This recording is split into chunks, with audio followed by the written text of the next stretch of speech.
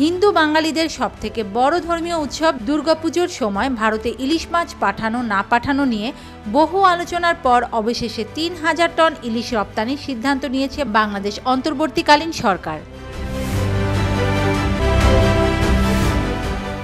গত কয়েক বছর ধরেই বাংলাদেশ সরকার দুর্গাপুজোর আগে কয়েক হাজার টন পদ্মা ইলিশ ভারতে রপ্তানি করে আসছে। সেই মাছের চালান মূলত আসে পশ্চিমবঙ্গের বাজারগুলিতে। যদিও এর আগে সরকারের তরফ থেকে বলা হয়েছিল দেশের মানুষ যাতে দামি মাছ ইলিশ খেতে পারে তাই ভারতে ইলিশ রপ্তানি করা যাবে না, তবে শেষ পর্যন্ত সেই সিদ্ধান্ত থেকে সরকার দৃশ্যত সরে এসেছে।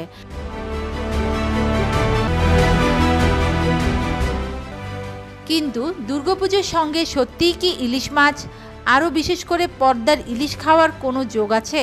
বিশেষজ্ঞরা বলছেন দুর্গাপুজোয় যে ধর্মীয় আচার সেখানে কোথাও ইলিশ মাছ বা পদ্মার ইলিশের প্রসঙ্গ নেই। এটি মূলত প্রাচীনকাল থেকে চলে আসা একটি লোকাচার, যা এখন বাঙালিদের একাংশে হুজুগে পরিণত হয়েছে।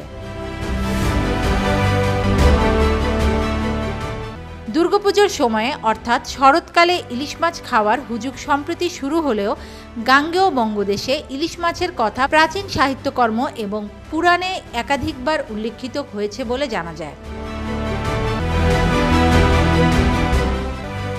ইলিশ মাছ নিয়ে লেখা বই ইলিশ পুরাণে পশ্চিমবঙ্গের ইলিশ গবেষক দ্বিগেন বর্মন লিখেছেন, ইলিশ মাছ মধুর, স্নিগ্ধ, রোচক ও বলবর্ধক, পিত্তকারী, কিঞ্চিত কফকারী, লঘু পুষ্টিকর ও বাতনাশক। আয়ুর্বেদ শাস্ত্রে ইলিশ মাছের গুণাগুণ নিয়ে এভাবেই লেখা আছে।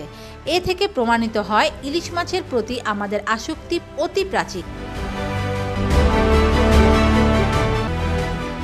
সব থেকে ভালো যে ৫টি মাছ তার মাথায় রয়েছে ইলিশ। নিরামিষ ভোজীরাও নির্দ্বিধায় নিরামিষ হিসেবে ইলিশ মাছ খেতে পারে, অবশ্য তাদের যদি তেমন খাবার ইচ্ছা থাকে, লিখেছেন গবেষক Dwigen Barman.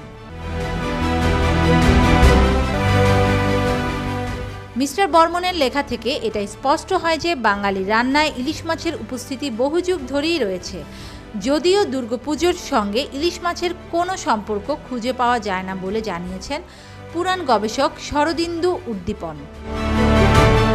Desk news, media express.